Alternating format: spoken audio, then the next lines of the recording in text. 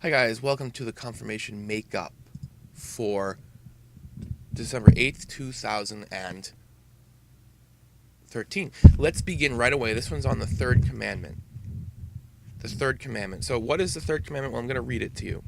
We get it as we get all of the 10 commandments from the book of Exodus, from the 20th chapter.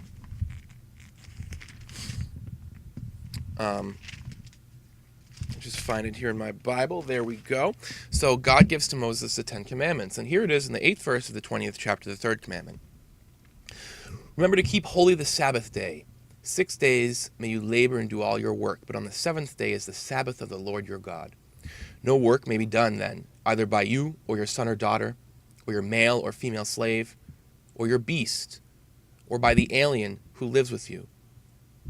In 6 days the Lord made the heavens and the earth, the sea, and all that is in them, but on the seventh day he rested. That is why the Lord had blessed the Sabbath day and made it holy. So this is the commandment which tells us go to Mass. This is the commandment which calls us to spend some time remembering God on the Sabbath day. To spend some time with family, to not work any more than is necessary. This is the commandment which says, you have to go to Mass, don't work. It's an obligation, a moral obligation. It's a sin for us to not go to Mass unless we just have no way to get there.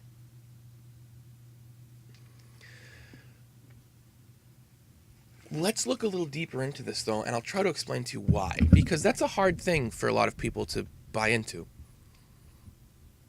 Remember, God said in the commandment that it's because on the seventh day he rested that there's a Sabbath day. Let's go back to the beginning of Genesis, the very, very first words of the Bible, and read the story of creation, of how God made the world. I'm going to skip around some verses so it's not too long, so this won't be every verse, but I'll read much of it.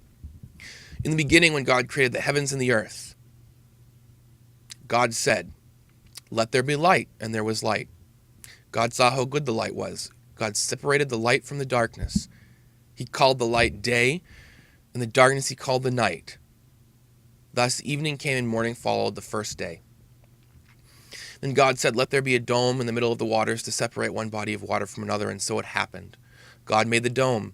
It separated the water above the dome from the water below it. God called the dome the sky. Evening came and morning followed the second day.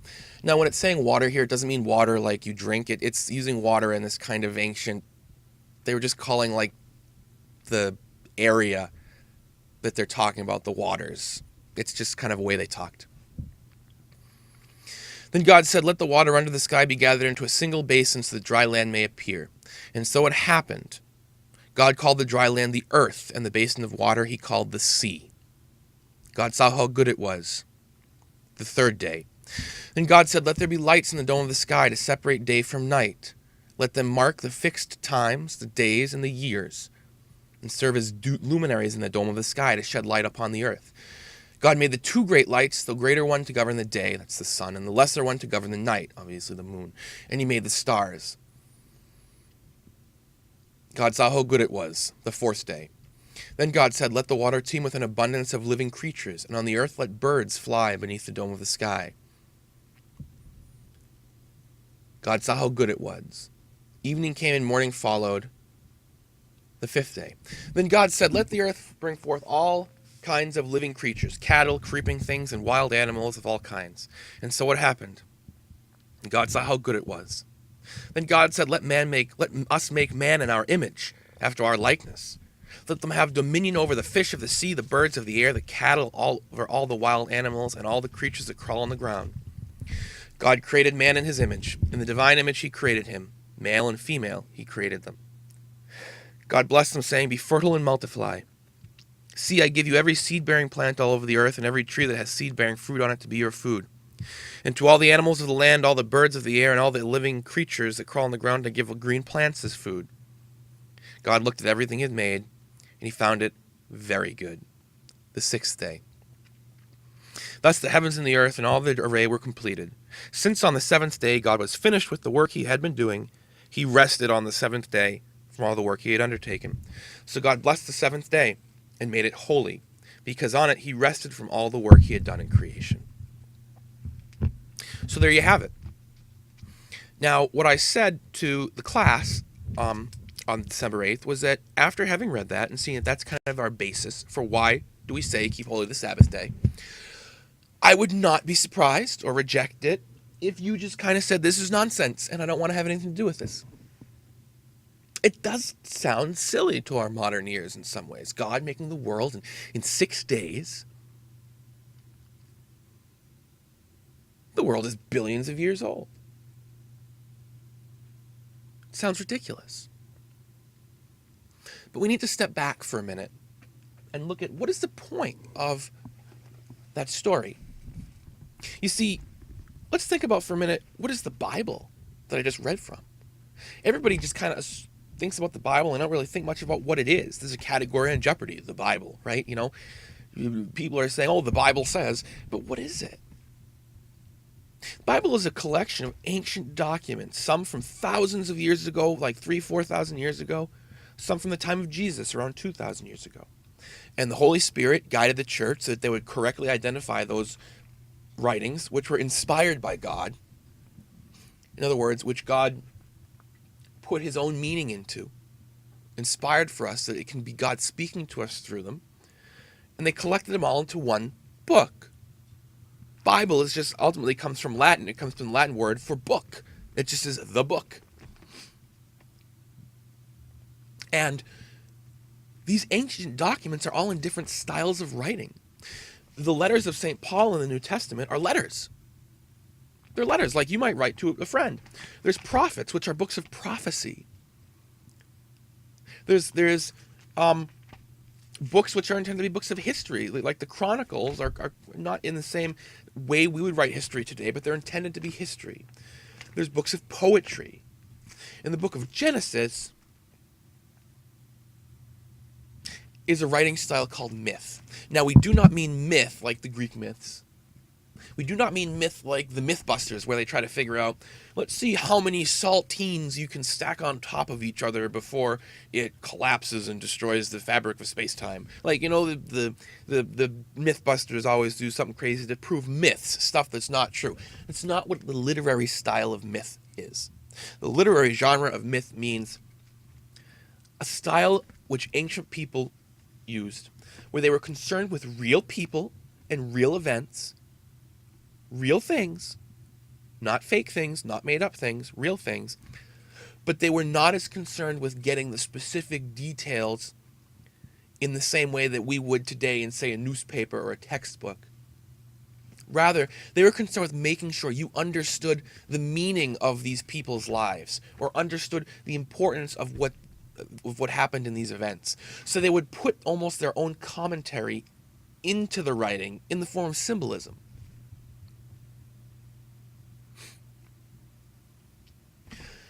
Now, of course, let's look at the kind of writing styles we might be familiar with today. There's news, fiction, poetry, biography, textbooks, scientific journals. If I went to read a newspaper but thought I was reading a book of poetry, I would be very disappointed and think it was really bad poetry. If I went to read a book of fiction like The Hobbit here, and thought it was a biography like this book about Pope Francis, I would have all kinds of ideas that were just nonsense, thinking it was a true story. It's fiction. Well, we have to read the book of Genesis in the literary style of myth. In other words, that style of real events, real people, but focused on their meaning.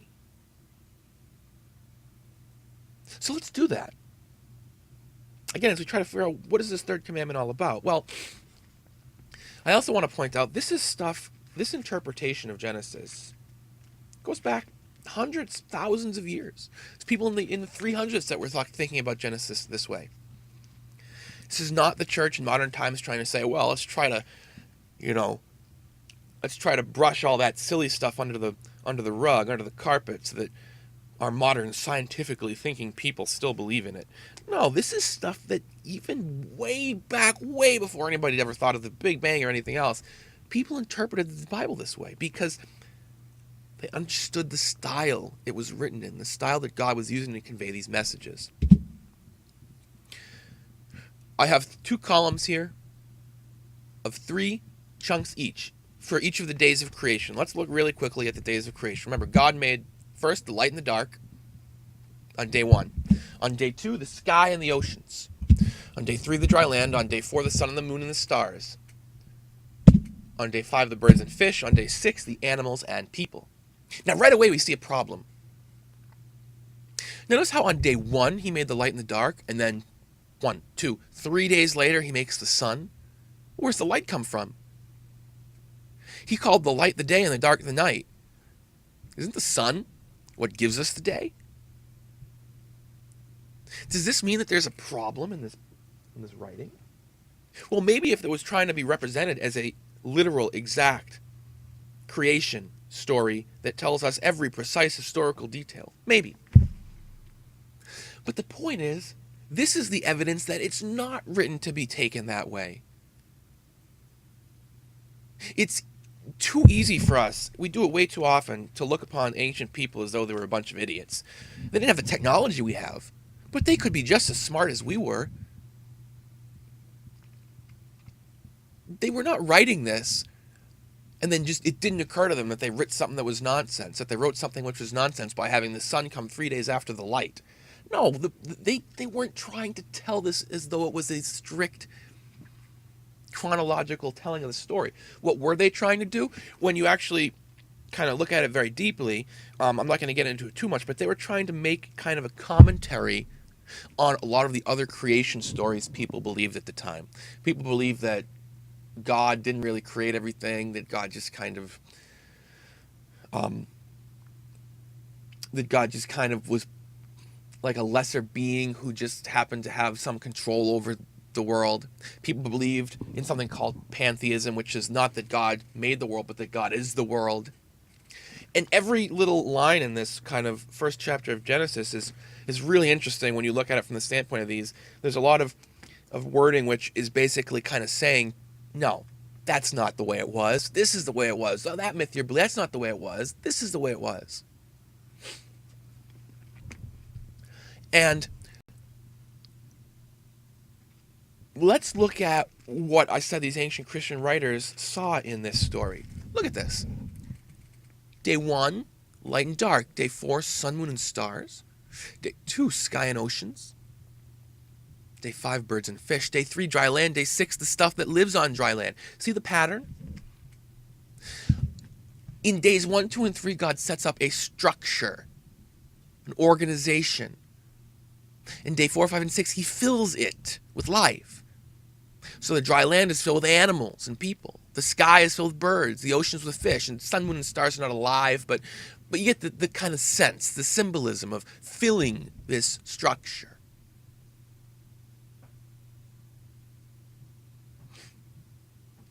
The point that was being made is that God organized everything and established everything in a very well thought out way.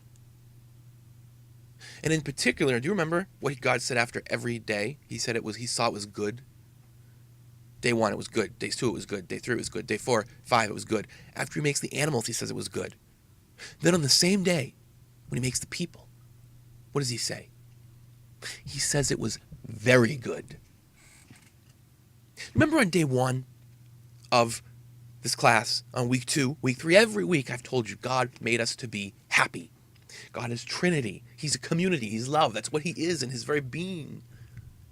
He made us to be happy, to receive his love, his goodness, everything. God made everything for us. That's what this story is about. Look at all this work, this 6 days of work. Setting up the night and the day so that we can have an order to our lives. We can know when to do things. We can know when to sleep. Giving us the sky and the oceans so we can have the wonderful birds of the air, the beautiful seas, the dry land for us to live on. The sun, the moon, and the stars that we can look up to them and wonder That we can use the stars to tell time, to tell the seasons. The birds and the fish and the animals. He even says right in the story that they're for us to eat. And that we can use them to plow and things like that. The point of the story is it's very good when people are made because God loves us. It's all for us.